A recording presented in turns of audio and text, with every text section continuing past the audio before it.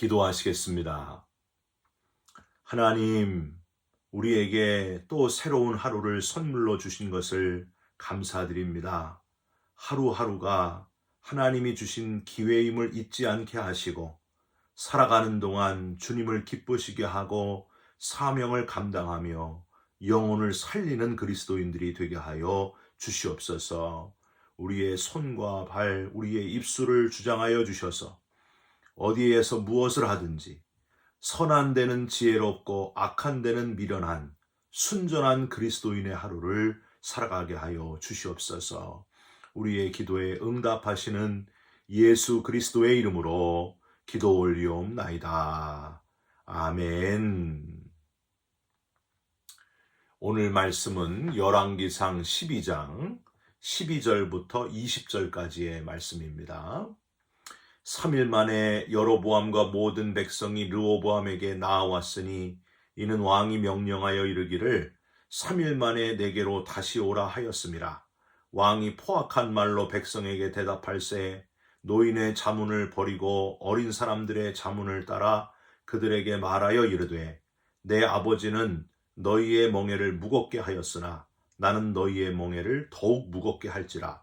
내 아버지는 채찍으로 너희를 징계하였으나 나는 전갈 채찍으로 너희를 징치하리라 하니라.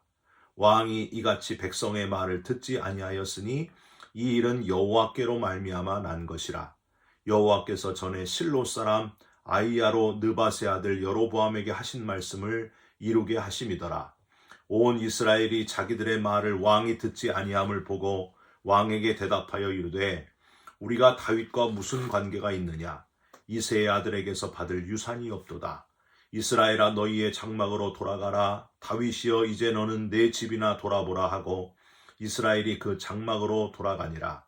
그러나 유다 성읍들에 사는 이스라엘 자손에게는 르호보암이 그들의 왕이 되었더라. 르호보암 왕이 역군의 감독 아도람을 보냈더니 온 이스라엘이 그를 돌로 쳐 죽인지라. 르호보암 왕이 급히 수레에 올라 예루살렘으로 도망하였더라. 이에 이스라엘이 다윗의 집을 배반하여 오늘까지 이르렀더라. 온 이스라엘이 여로보암이 돌아왔다 함을 듣고 사람을 보내 그를 공회로 청하여 온 이스라엘의 왕으로 삼았으니 유다 지파 외에는 다윗의 집을 따르는 자가 없으니라. 아멘. 오늘은 열왕기상 12장 12절부터 20절까지의 말씀으로 버스 지나간 뒤에 손들지 말라. 버스 지나간 뒤에 손들지 말라라는 제목의 말씀을 함께 나누고 기도하는 시간을 갖겠습니다. 한 살인범이 재판에서 사형 판결을 받았습니다. 그런데 이 살인범의 형은 동생과 달리 공직에 있으면서 너무나 큰 공로를 세워서 많은 시민들에게 존경을 받고 사랑을 받는 그런 공직자였습니다. 형은 주지사를 찾아가서 자기 동생을 사면해 주십시오 하고 간청을 하게 됩니다.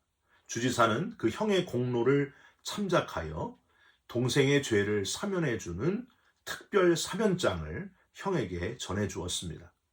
주지사의 사면장을 주머니에 넣고 형은 기대감에 차가지고 곧바로 동생을 면회하러 달려갔습니다. 형은 사면장에 대한 말을 하기 전에 동생에게 물어보았습니다. 얘야, 만약 네가 사면을 받고 풀려나간다면 너는 무엇을 하고 싶으냐? 그랬더니 동생은 분노가 가득한 얼굴로 이렇게 말했습니다. 만약에 내가 살아서 감옥을 나간다면 첫째로 나에게 사형 판결을 내린 그 판사놈을 찾아서 죽일 거고, 두 번째로 내 재판에서 증인으로 섰던 그놈도 찾아가지고 그놈 또한 죽일 거야. 형은 동생에게 너무 실망을 했고 아무 말 없이 면회를 끝내고 나왔습니다.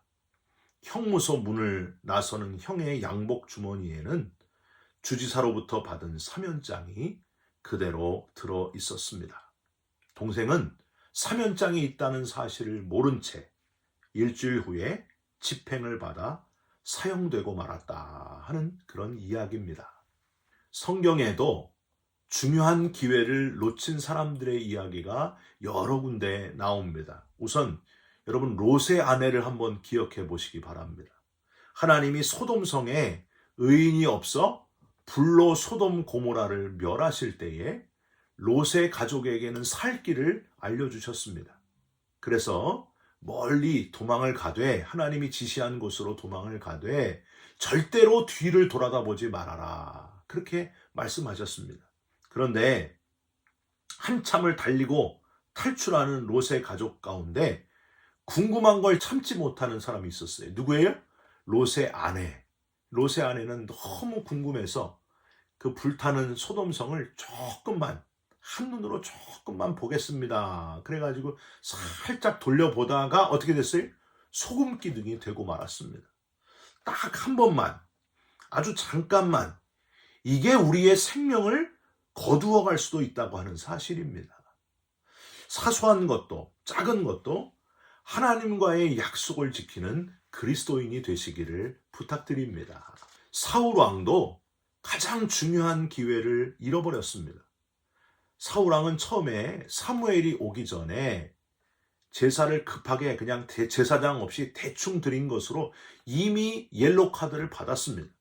그러면 한 번 옐로 카드를 받으면 레드 카드는 받지 않도록 주의를 기울이고 조심했어야 되는데 아말렉과 싸울 때 그 두 번째 기회마저 놓쳐버립니다. 어떻게 해요?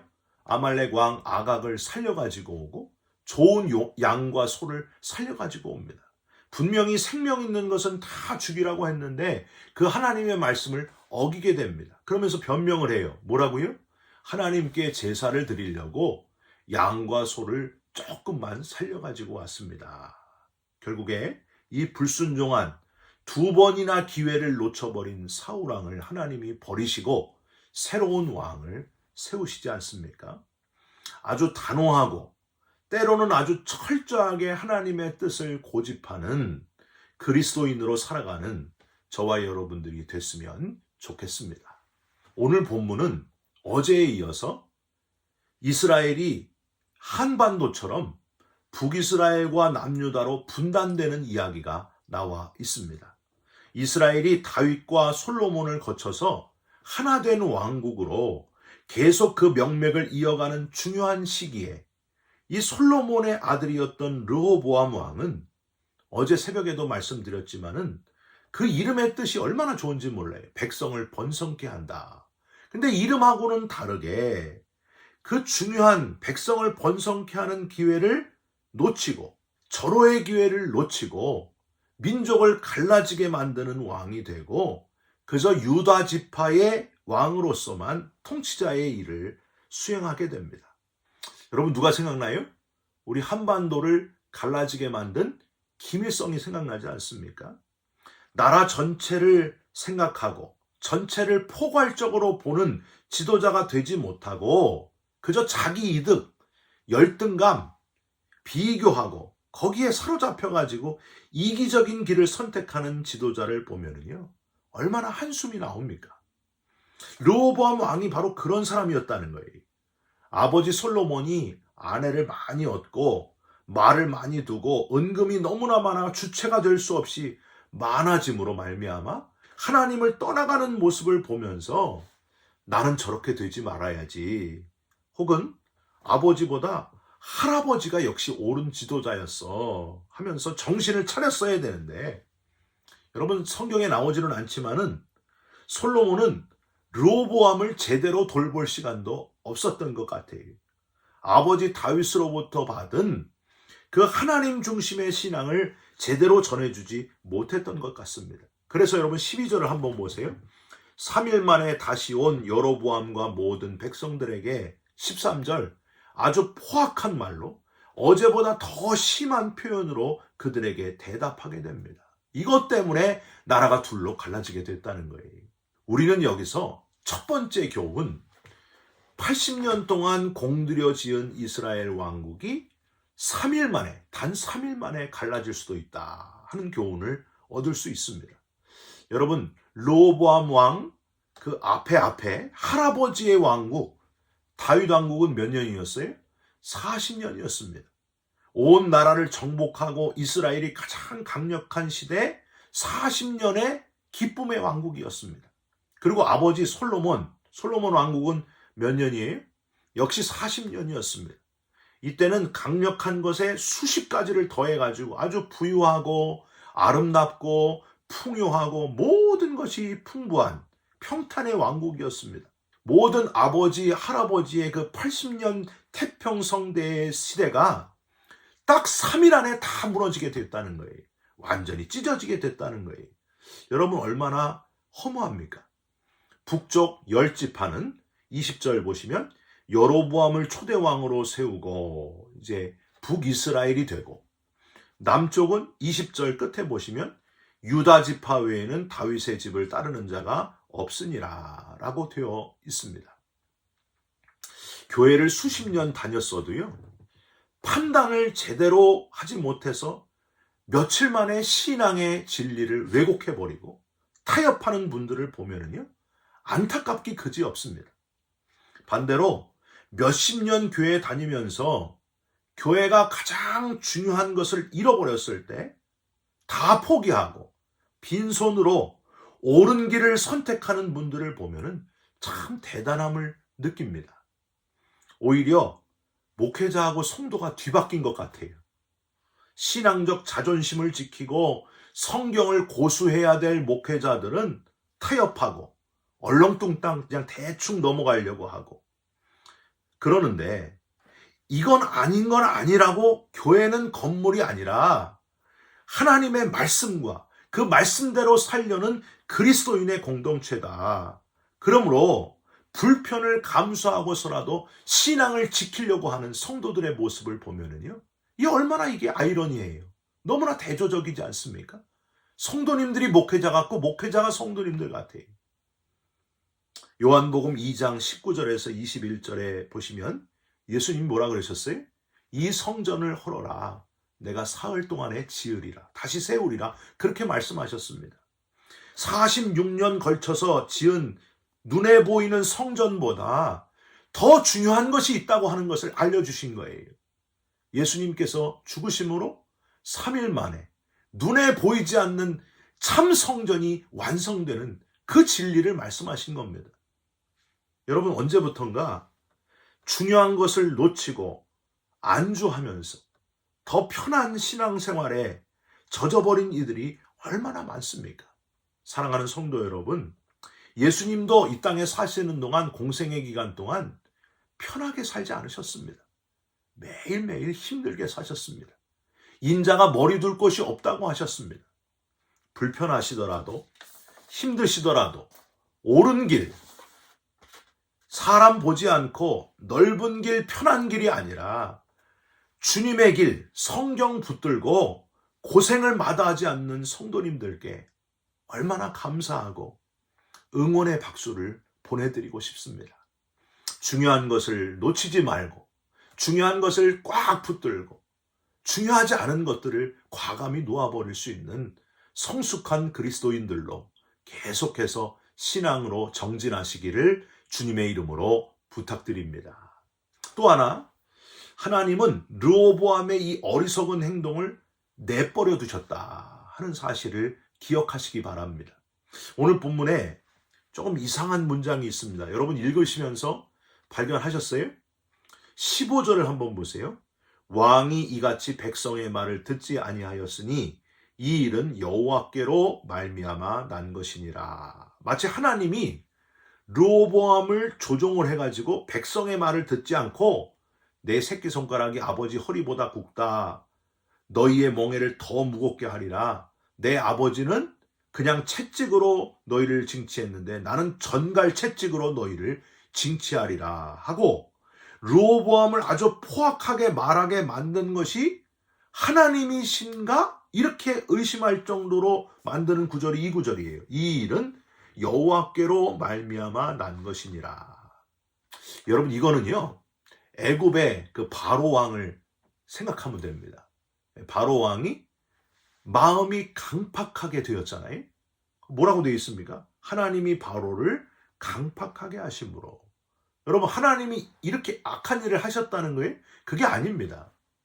하나님이 바로 왕의 마음을 악한 대로 내버려 두셨다는 거예요. 완강한 대로 그냥 내버려 두셨다는 거예요. 여기도 지금 같은 표현입니다. 르호보암이 이렇게 악해진 것은, 포악해진 것은 그 스스로 포악해지니까 하나님이 그걸 내버려 두셨다는 거예요. 그런 표현입니다.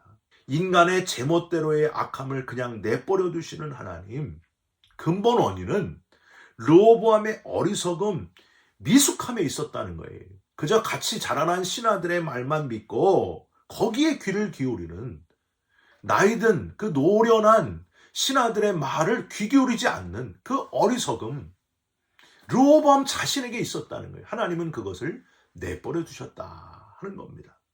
사랑하는 성도 여러분, 곧 어버이날이 오고 있는데 부모님이 우리에게 전해주신 것 중에서 무엇보다도 넓은 마음, 용서의 마음, 관용의 마음, 먼저 손을 내미는 그 넉넉한 마음을 본받으시기를 주님의 이름으로 부탁드립니다. 여러분 기억하시죠?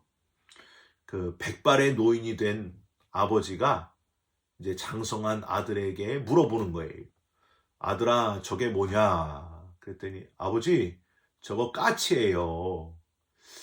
조금 지난 다음에 다시 아버지가 물어봅니다. 아들아, 저게 뭐냐? 아이, 아버지 까치라니까요. 또 좀 지난 다음에 또 한번 물어봐요. 아들아, 저게 뭐냐? 그랬더니 막 화를 내면서 아버지 도대체 왜 이러세요? 나한테 왜 이러세요? 그러면서 아버지를 막 나무라보고 구박을 하면서 까치라니까요. 까치.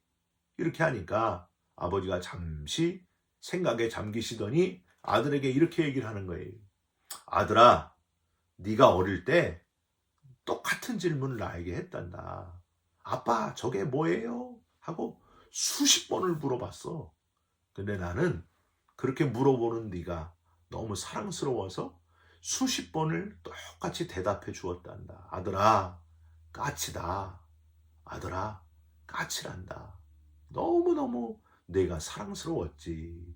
이렇게 답을 할 때에 아들은 고개를 숙이고 말았다 하는 이야기입니다. 가장 넓은 마음의 아버지 하나님은 넓은 마음으로 아직까지도 이 땅을 포기하지 않으시고 우리를 기다리고 계신다는 사실, 우리를 위해 아들을 보내시고 죽게 하셨을 뿐만이 아니라 계속해서 한 사람이라도 더, 잃어버린 아들을 한 명이라도 더 구원하기를, 돌아오기를 원하시는 아버지 하나님. 여러분, 그 하나님의 마음, 아버지 하나님의 마음을 헤아리실 수 있겠습니까? 그 아버지 하나님의 마음을 헤아리는 저와 여러분들이 되시기를 주님의 이름으로 부탁드립니다. 한 영혼이라도 더 돌아오기를 원하시는 아버지의 마음을 흡족하게 만드는 저와 여러분들이 되시기를 주님의 이름으로 부탁드립니다. 르호보암은 이 중요한 기회를 놓치고 18절에 보니까 불에 기름을 붓듯 역군의 감독 아도람을 보냈다가 백성들이 아도람을 돌로 쳐 죽이는 걸 보게 됩니다. 아뿔싸, 이게 보통 일이 아니구나 하고 르호보암은 급히 수레에 올라타서 예루살렘으로 도망치게 됩니다. 중요한 기회를 놓쳐서는 안 된다고 하는 거예요. 버스 지나간 다음에 손들면 버스 다시 안 옵니다. 기회 있을 때 열심히 한 영혼이라도 더 구원받기를 원하시는 하나님께로 영혼을 인도하는 도구로 쓰임받는 저와 여러분이 되시기를, 중요한 기회를 놓치지 마시기를 주님의 이름으로 부탁드립니다. 기도하겠습니다. 하나님, 우리도 르호보암처럼 중요한 기회를 놓칠 때가 많습니다. 넓은 관용의 마음을 주시고 신앙의 선배들의 조언을 듣는 귀를 허락하시고 하나님이 우리를 용서하신 것처럼 용서하는 마음, 품는 마음을 우리 안에 허락하여 주시옵소서. 아직 기회가 있을 때 아버지의 마음을 알아서 한 영혼이라도 더 주께로 이끌고 인도하는 우리들이 되게 하여 주시옵소서. 예수 그리스도의 이름으로 기도 올리옵나이다. 아멘. 하늘에 계신 우리 아버지여, 이름이 거룩히 여김을 받으시오며 나라가 임하옵시며 뜻이 하늘에서 이룬 것 같이 땅에서도 이루어지이다. 오늘 우리에게 일용할 양식을 주옵시고 우리가 우리에게 죄진 자를 사하여 준 것 같이 우리 죄를 사하여 주옵시고 우리를 시험에 들게 하지 마옵시고 다만 악에서 구하옵소서. 나라와 권세와 영광이 아버지께 영원히 있사옵나이다. 아멘. 사랑하는 성도 여러분, 오늘도 하루를 살아가시면서 중요한 기회를 놓치지 않는 저와 여러분들이 다 되시기를 주님의 이름으로 부탁드립니다. 여러분 사랑합니다. 축복합니다. 감사합니다.